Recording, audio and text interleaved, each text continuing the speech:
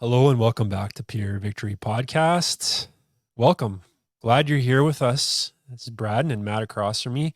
And we're just glad that you're listening and taking part in these podcasts with us. If you've been listening for a while, thank you. If you're new, welcome. And just spread the word. We would love for this to get out to more people. So if you can just share this with a friend or give us a good rating on one of the platforms or apps or whatever else, that really helps get the word out there. And we so appreciate those that have left reviews and have spread this through referral to others. It amazes us who this gets to and how God uses this. So thank you for the work that you guys are doing to do that. And then not only that, utilizing it yourself. So thank you so much. And today we're going to be continuing on with our Mythbusters series on porn. And so this is our three-parter of this. And we're going to be talking today about some specific myths regarding our own individual lives in porn. So giving an example, porn doesn't really harm me. It's neutral. Or porn's a tool. It helps spice up my life. Or it's just natural. It's what guys do, right? Or what girls do, or whatever you want to use as far as a myth. Those myths regarding our own use or access to porn. So that's what we're going to be talking about today. We're going to break some of those myths because it's important that we understand this on our individual level. And we talked about last week about how this affects so much more than just us, our relationships. But today we're doing a deep dive into how this affects us. Because it affects us, and we need to be real. It affects us more than we realize.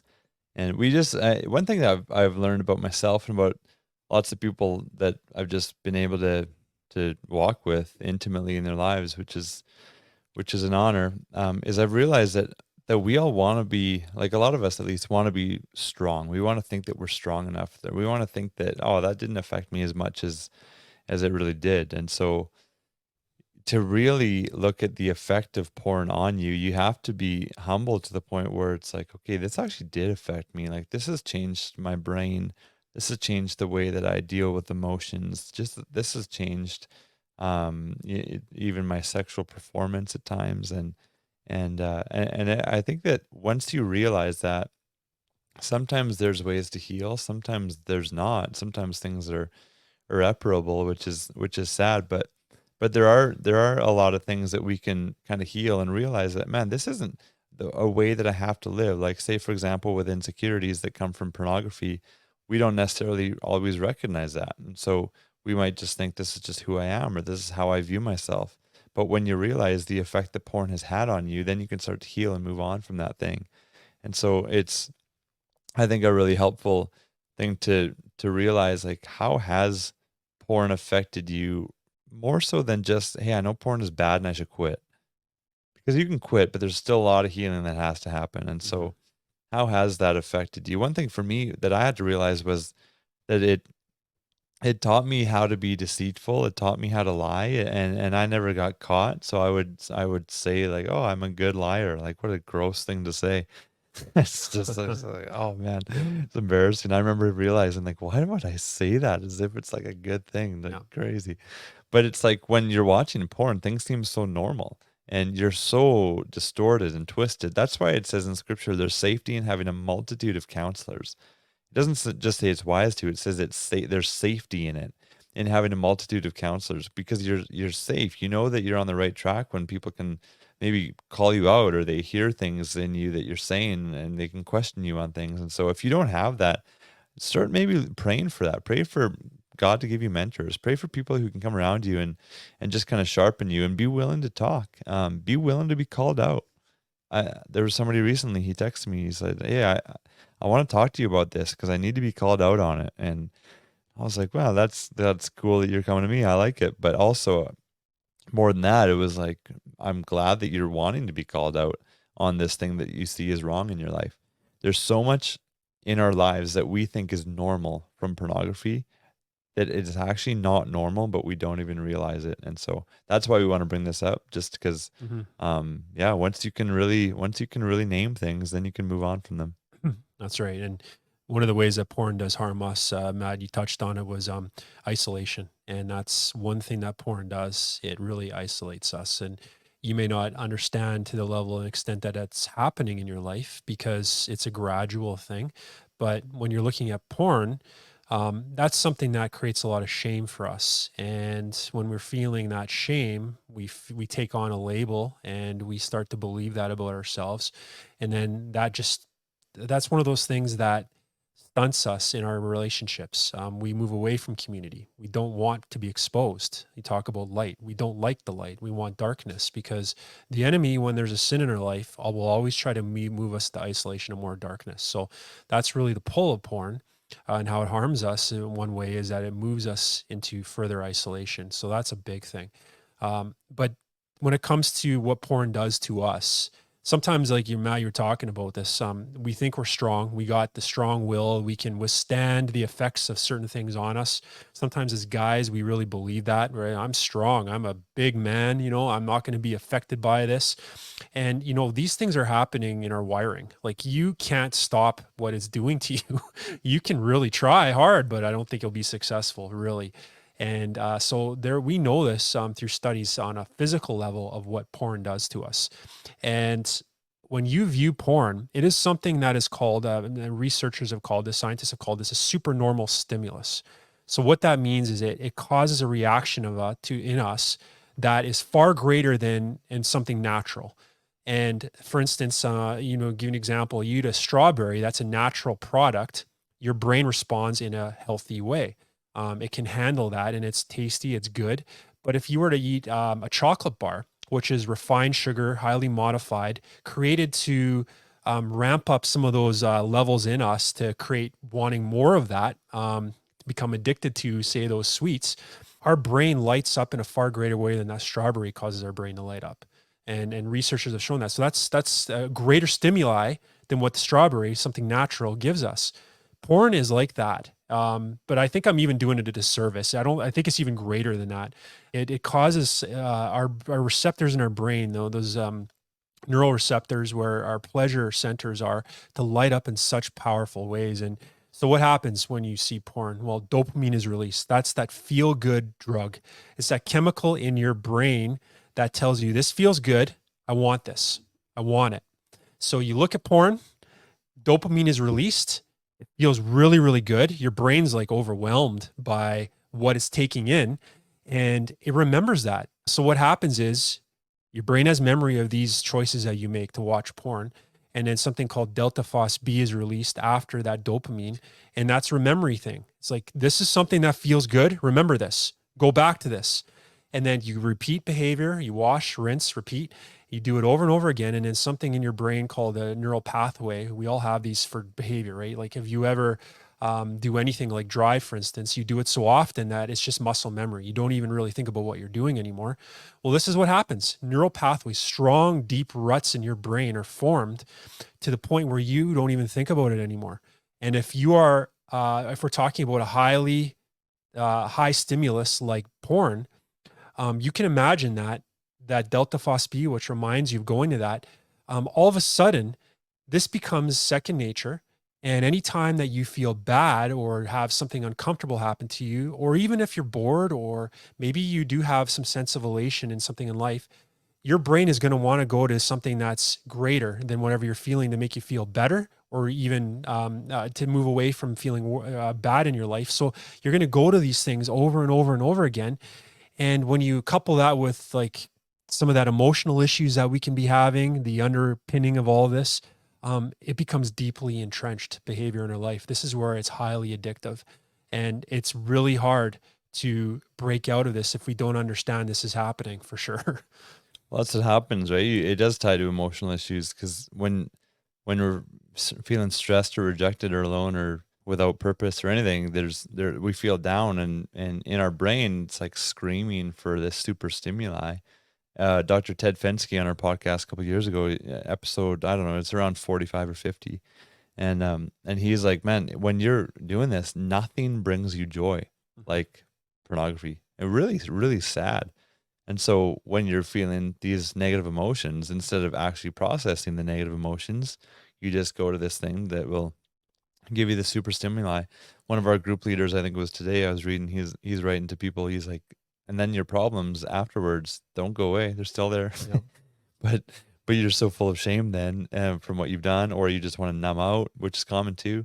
some people are like, oh, I don't even feel guilty. Well, that's even more scary than not feeling Yeah. guilty or shame, because then you're just at this point where it's so normal and you're just numb to everything and you don't feel emotions. And people become 40, 50, 60, 70 years old, never process emotions. Everything's just suppressed. And then there's an effect on us in lots of different ways, physically, relationally, lots of different ways in that. And so there's a real impact to it.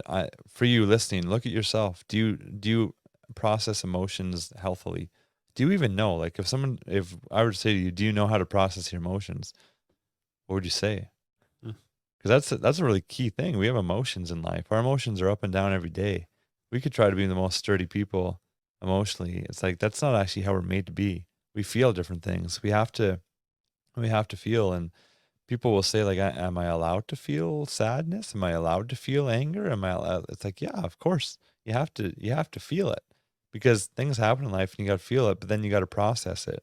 And that's the biggest thing. It's like what Brand Hansen was saying a few weeks ago on our podcast and his episodes. Like we're human, we're going to feel the anger, but then what do you do with it? You don't want to stay there. You got to be able to let things go.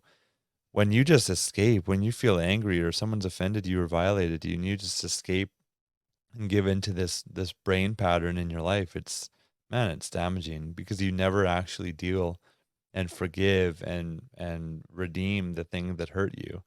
And so it does a number on us. I remember I have a slide that I show parents when I'm doing our workshop on parenting and a sexualized workshop.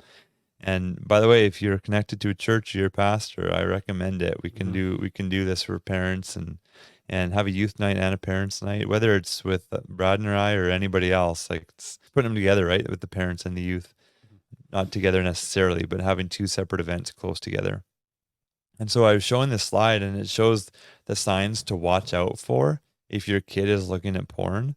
And there's things like lying or laughing more at sexual jokes, or being, like extra resistant to sexual talk. Cause that's what I did. People would talk about porn or sex. I'd be like, oh, that's so gross. Even though it's like, I liked it, but I wanted to give the facade that I didn't. So there was those things. The school grades are falling. People get, or kids and adults get more violent or more aggressive. And, Mhm. and so I sent this to this mom who was asking, and her kid, I think, was 12, maybe 11 or 12. And she was like, "Oh my gosh, Matt, every single one here I've seen in my kid, every one." And so we can't think like, "Oh, that's a 12-year-old, but that's not me because I'm 30." Mhm. Like, no, it's you too. You become more aggressive. You become more, maybe even not physically at the start, but in your mind, you become shorter with people. You don't have the same patience. And the reason is not because of the people. The reason is because in your own heart, there's turmoil going on inside of you. And that's what it talks about in the book of James in scripture. It's like, why do you quarrel with people? Don't you know it's because of what's inside of you? And that's what happens. We like to blame other people, but really we become more short or more aggressive with other people. Maybe even it's just with our words, because of what's going on inside of us. We're not content. We're not at peace because we haven't dealt with our emotions. Layer on top of that the shame or the guilt that we feel from porn, or the numbness that we feel. And there's just so many layers to this thing when we don't deal with it. Mhm. And so there are real effects. And another one that is really relevant in our generation more than ever is erectile dysfunction. Yeah. Man, it's bad. We had Sean Bonato on the podcast, talking about his story. I think he was 19, Yeah, he was a young guy. Yeah, he was 19, yeah. which is Yeah. typical, eh? Yeah. All these It is. 19-year-olds with ED. It is like where there was a study that came out in 2016. It was an Italian study actually, but they did that age group, older adolescents, teens, and they were discovering that 45%, just let that sink in. 45% of adolescents that they studied admitted to having ED, erectile dysfunction. These are young men. That should not be happening. I mean, ED is something that can occur in older men because, I mean, we don't have the same level of blood flow and different things physiologically can happen that are just naturally occurring. But these are young men. This is not normal. This should not be happening. And they pressed further and they discovered that their primary reason for this, the main reason was porn use. Because you look at porn and the supernormal stimulus, right? You eventually you get to the point where your body's not responding anymore to real life stimulus. So even a real life woman for them wouldn't cause any arousal if they were to experience, that they just wouldn't have that response. And that is so alarming. It is affecting us physiologically to the extent that 19-year-olds are having ED. And this isn't something that's a one-off. This is happening regularly. There's higher reports of this among young men, and And the I, scary thing with it is it's different than other ED because, yeah, like you're saying, it's that is in the body when we get older, mhm, the blood flow or even with fitness or whatever. yeah, But this porn-induced ED it's a brain thing, and so Viagra and they don't Cialis and work. whatever, it Yeah, doesn't work. no. It's really it's a scary thing, and obviously we can be restored, and we need to take time away and have our brain get rewired and stuff. Things can work again, but it's a really alarming thing. It really is. And even what you're talking about, like the suppression of our emotion, the suppression of uh, really what's going on is what porn does. It is a surface level behavior that's masking deeper issues. And what happens when you push things down? What happens when you stuff emotion? We know that has effects on us spiritually, mentally, emotionally, and physically as well.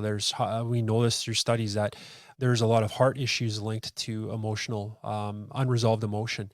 Unresolved conflict in our life can lead to physical problems, higher levels of stress, higher levels of heart disease, different things that can occur because we are not dealing with the things that we need to deal with. We're not inviting God into that.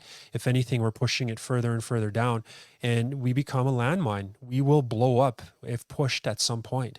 And that's really where what porn can do for us, because it, in a bad way, like it masks over these things, and becomes our coping mechanism. It becomes our drug of choice, and drugs really are just a surface level behavior to stop us from feeling something, stop us from dealing with something. And it may not have started out that way for us. It may not have. Maybe we just got introduced to porn at a young age, and in our formative years, we engaged with it. But it becomes that. It becomes a thing that we go to feel comfort, the thing we go to feel like we have some sort of acceptance, or we think those girls on the screen are accepting us, or we're invited into an intimate moment and somehow we get the need of for acceptance met in that, which are lies. And over time, our ability to connect with people, it diminishes too, right, Matt? Like we don't have the ability to connect meaningfully with anybody. Yeah, I mean, I was talking to a kid yesterday. He's awesome, and I was just asking him about his relationship with his parents, and he's like, "Well, it's all right with one. Well, it's been really good with one, and then the other one, it's like it's getting better, and we're able to talk about more things." And I said, "Well, what was the reason you weren't able to talk about things with the one parent?" And he said, "Well, it's because I didn't want them to know this parent is very discerning and could see things in me, I'm sure, and I felt like if I talked about anything that this would come out." And so it's sad because he went years in his formative years developing at home, and he lacked that connection he could have had with his parent, with his especially one parent, because he was worried about being found out. How true is that for people in marriage? We've had many people say like, "Oh, my marriage is better than ever." We're talking about things that we've never known um, that we should talk about, or I'm learning about myself more than ever. That's true for me. I've learned about myself more in the years, not just like right when I quit porn, but even like lately, just because it's a journey of healing. It's a journey of understanding why you do the things that you do and your emotions and all of that. And God just does a really cool work when he sees a heart that's open, not just one that's running to escape and wanting to numb out all the time. And so there's a lot of different benefits to being free. And there's a quote. Some of you have probably heard this quote from this interview that James Dobson did with Ted Bundy, the serial killer, the night before he died, or I guess it was the afternoon, He I was think. on death row, right? Yeah, But yeah, yeah. he was on death row. He's getting executed the next day, and he was interviewed, and James Dobson just asked him various questions. But what he said was just the impact of porn in his life. He's like, man, he was hooked on it, and I've heard him different times. He's like, I didn't plan to be hooked. He saw it when he was like 11, started with a magazine, just got worse and worse, and he said that he had spent a lot of time in jail, and he said without exception, every single person that was in prison that he had met who was there for murder, every single one was deeply involved in porn, deeply involved. And without exception, without question, he said he like Yeah. emphasized it. Strong words. And it really does a number. He's like, I'm not blaming porn, but because he's like, I take responsibility, but it definitely played a role in it, right? And it fueled it. That's what the word that he used, it fueled it. It fueled fantasies. And it's so damaging when you understand that this stuff changes the way that you view people, changes your interactions with people. And also, like he said, it fuels your fantasies. There's so much marital dissatisfaction in sex because of the fantasies that are fueled by porn. Mhm. I was talking to a guy recently and I just said to him, if you could do anything like sexually, what would it be? And he's like, oh man, I got a dirty imagination, Matt. And I wanted him to say, and so I'm like, well, what is it? And he's like, and he kept like resisting. And finally he said it, and yeah, it's like not not godly. It's not just with his wife. It's not wouldn't be good, right? And then we were talking about his sex life in his marriage, and he's like, it's pretty vanilla, like pretty plain. And I just thought that how common is that really? Like there's a part of it where yeah, we want to have fun, we want to maybe do things, and there's desires, but how many of those desires that we have are fueled by pornography, are fueled by the things that we've seen or the things that we hear from other people who maybe aren't godly and we hear that they do and they're celebrating certain things. And our fantasies are fueled and it creates dissatisfaction with our spouse, with ourselves, our own performance, with our sex life. And so for you listening, how much of your dissatisfaction, if you feel that towards sex, how much of that is fueled by porn? How much of that do you blame on your spouse, but actually it's because you've let your mind be perverted? It's a real thing. You Yeah. got to be real with it. Yep. I remember when I was in high school, up in here in Canada, we have something called COM class. What's it stand for? Career something something CALM. That's all I CALM. know. I know. Anyways, it was supposed to be kind of a life skills class, but they would talk a lot about sex or different things like that, and that was supposed to be some sort of educator, right, for us.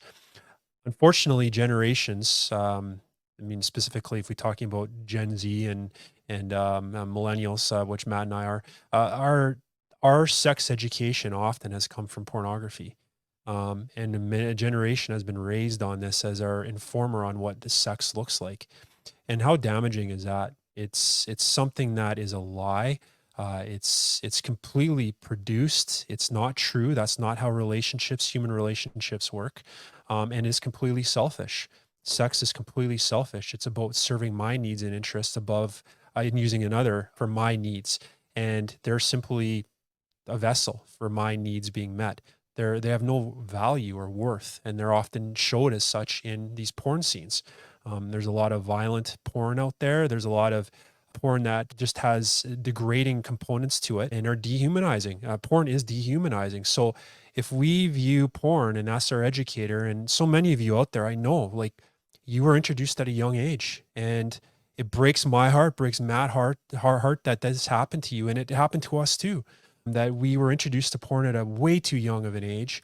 It awakened something in us, and we saw things we shouldn't have seen, and it caused us to get more curious, and then we ingested more of that porn over time, and we have some ideas that are just wrong about sex, and we bring that into marriage.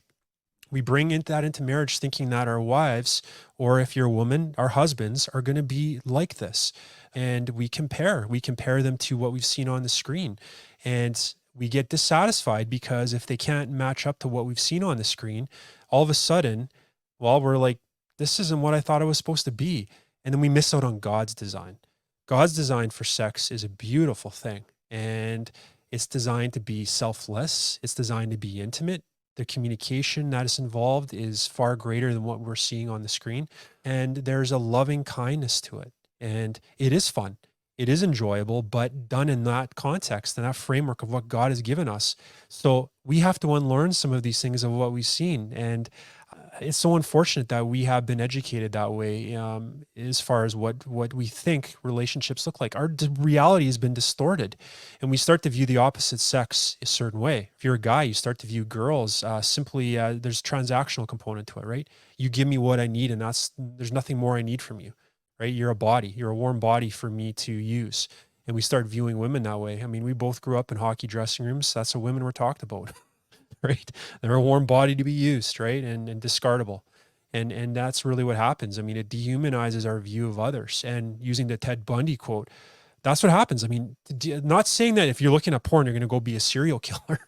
But what I mean by that is that there is a violent component to it, a dehumanizing component to porn that causes us to view people a certain way. And it's so damaging. We don't see people. We actually, they're just basically, they're like a ball of lint to us. They don't mean anything, right? But God has given us incredible worth because we're made in his image. And if we can't see people that way, our relationships will reflect that. Even in marriage, our relationships will reflect that. So it's important that we really kill that myth that porn isn't harming me in this way, and our understanding of reality. We need to see clearly God's design for sex and marriage and God's design overall in this regard, and to see that porn is not part of that design. Mm-hmm. Brad, and you and I got a lot in common, but I've never asked you this. Do you like watching magic tricks, like sleight of hand, card tricks, and stuff like that? Oh yeah, who doesn't? YouTube? Sure. Yeah, Yeah. YouTube. Oh Yeah, yeah. I Yeah. like it. There's Yeah. that Fool Us on YouTube. Okay. Yeah. I've been watching some of those lately. It's Penn and Teller's Fool Yeah. Penn Us. and Teller, right? Yeah. Yeah. And so, yeah, through that, like just on my YouTube feed, there's been a couple mentalism people that have come Mhm. up.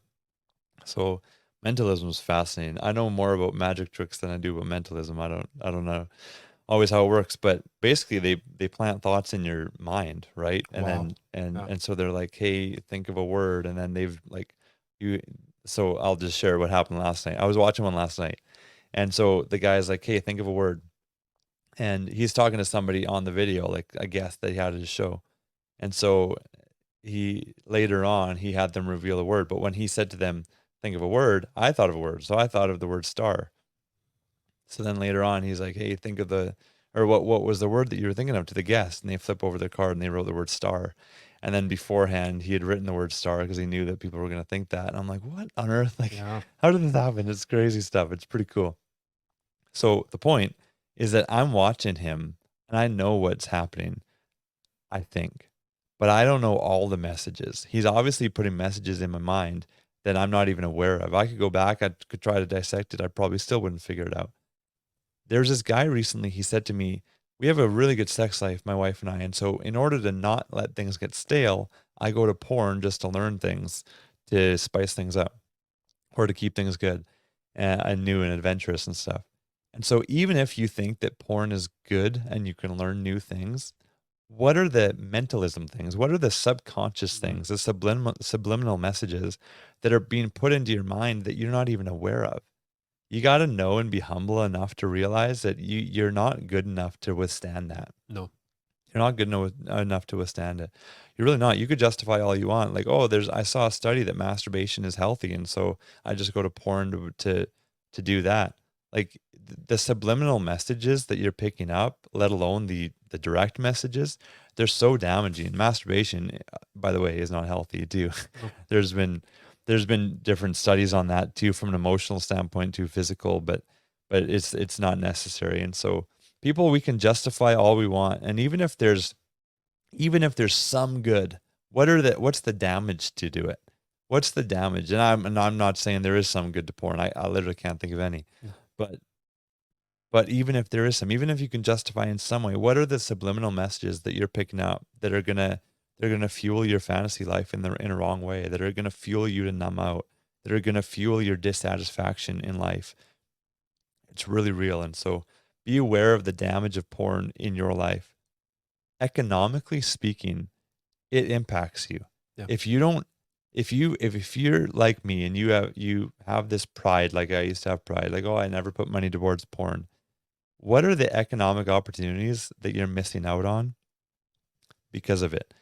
What are you putting your money towards because you just kind of are lazy in life and don't think that you can amount to anything, and so you're maybe binging on junk food or going to the casino or Mhm. whatever because you just think that you're not really worth anything.